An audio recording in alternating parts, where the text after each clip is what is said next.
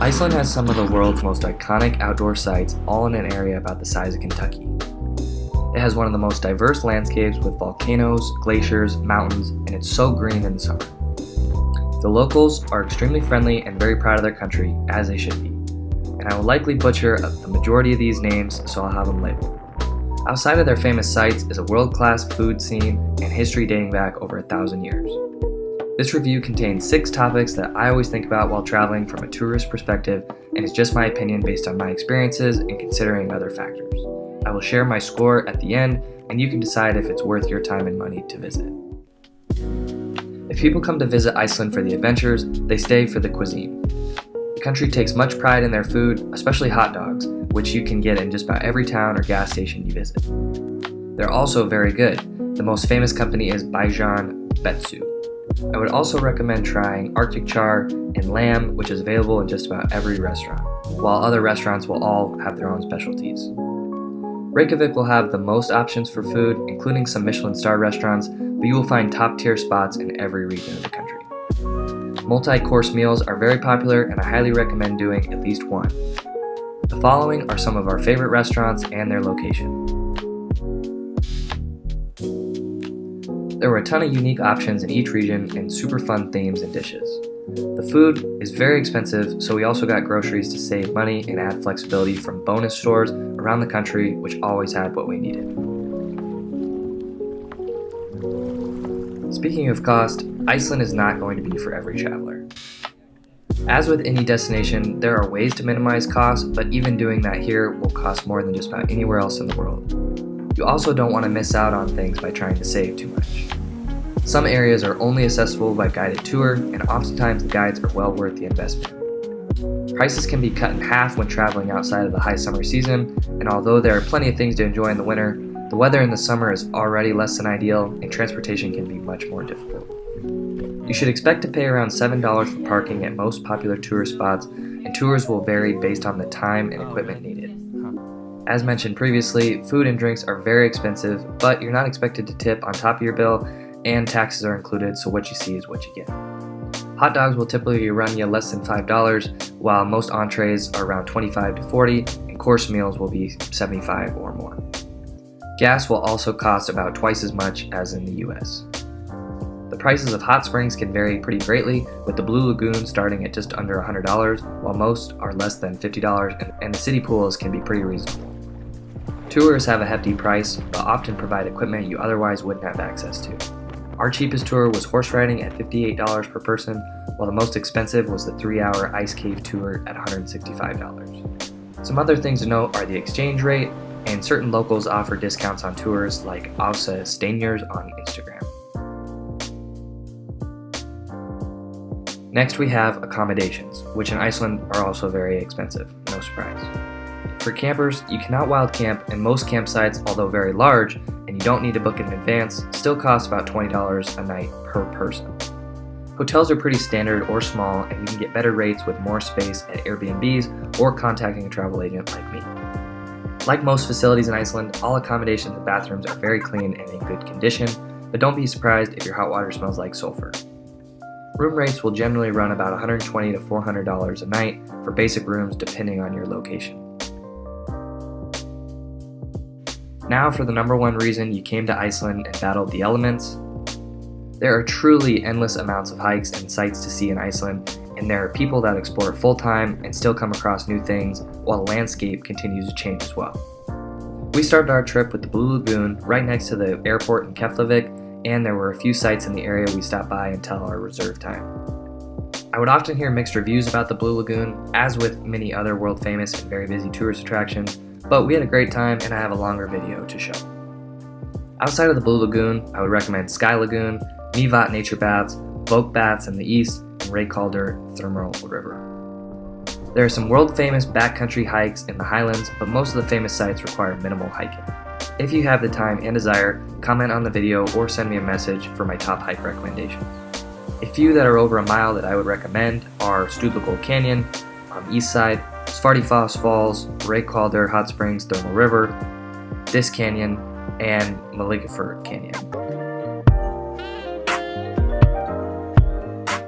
Moving along the ring road, Vik is a great place to base yourself for the south coast.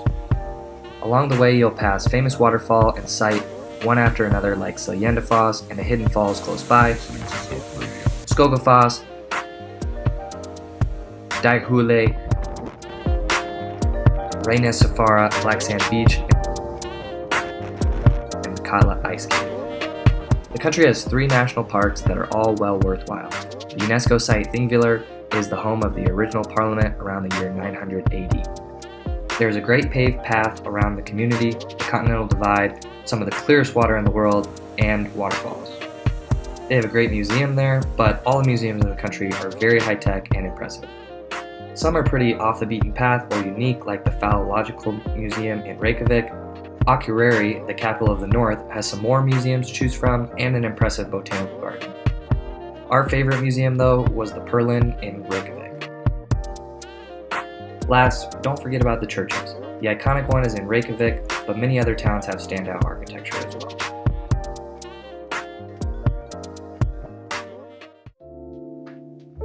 I could talk for hours about all the places to go and see in Iceland, and even what we did on our trip. I will give some high-level info, but please reach out for more details. This section goes hand in hand with sights and scenery. I will link some of those tours to other videos on my page for more on those individually and keep this fairly high level. This is one of the hardest trips I have ever planned because of the variety of things to do and the different tours available at each place, but we had a baseline of things we wanted to accomplish. We went around the entire ring road, and I wouldn't recommend doing that unless you have at least 7 to 10 days. For a lava cave tour, we went with this lava tube, and the adventure tour was perfect. It was an intimate group, challenging, and unique. The Golden Circle is the most popular day trip in the country and an easy loop from Reykjavik. You'll likely run into hundreds of solo travelers as well as tour buses.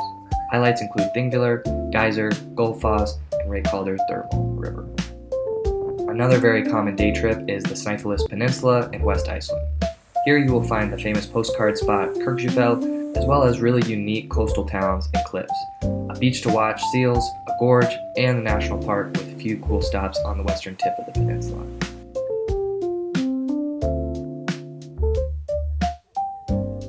The Westman Islands and the town of Heimaey was probably my favorite place in the country. The volcanic island chain reminded me of Wee Resort for some reason and was home to one of the biggest towns in the country, Elephant Rock, the loneliest house on Earth, and the largest puffin colony in the world. They also have a museum on the 1973 volcanic eruption and the largest yearly music festival in the country. Horseback riding was our first tour in the country and one that I would have left off if we had less time, but I'm glad I didn't. The horses were very cute and fun to ride, and the Reykjane Peninsula was a beautiful setting for a private guided tour from a small family-owned shop. Our favorite tour was probably kayaking in Jökulsárlón Glacier Lagoon. The icebergs were massive, there was great scenery, and even some wildlife. For the Kala Ice Cave, I had much higher expectation, and although there were still some amazing parts, it wasn't quite what I thought I'd signed up for. Whale watching was also something I was really looking forward to based on our wildlife tour in Alaska, but with the cloudy day, there wasn't really much scenery to look at and not many wildlife encounters. It was still memorable, but not as amazing as our other tours. In North Iceland, the most common loop is the Diamond Circle, where you will see Europe's most powerful waterfall at Dettifoss, the whale watching capital in Húsavík, and Mývatn, a volcanic landscape and lake with hydrothermal activity all over and craters.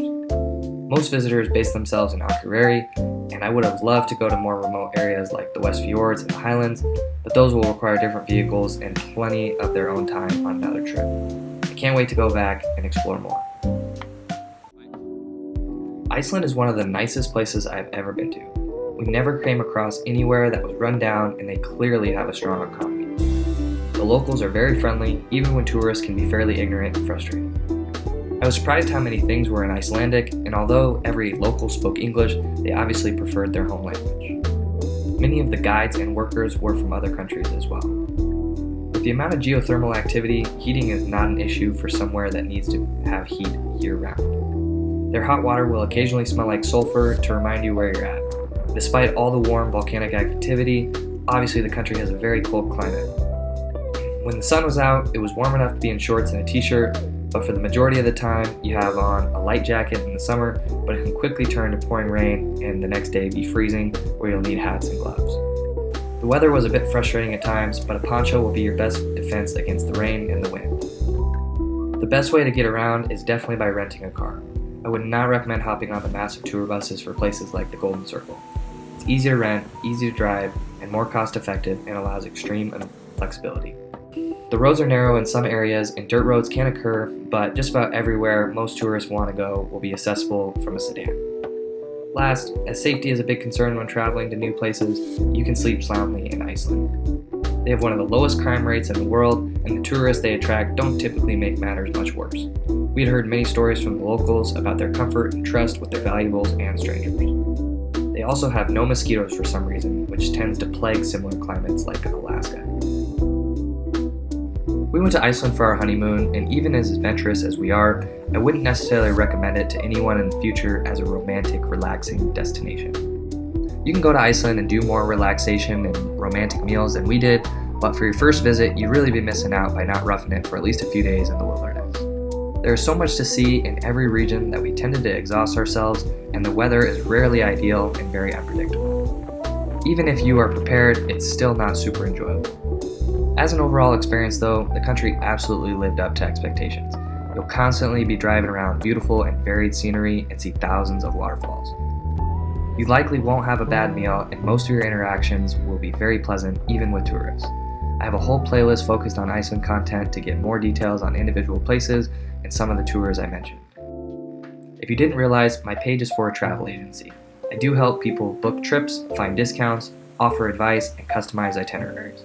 I barely scratched the surface on everything we covered on our Iceland trip, and I have plenty more to share for those interested. Overall, as a tourist experience, I would rate Iceland a 9 out of 10 with my individual scores listed. Hopefully this video was helpful, and please subscribe and like.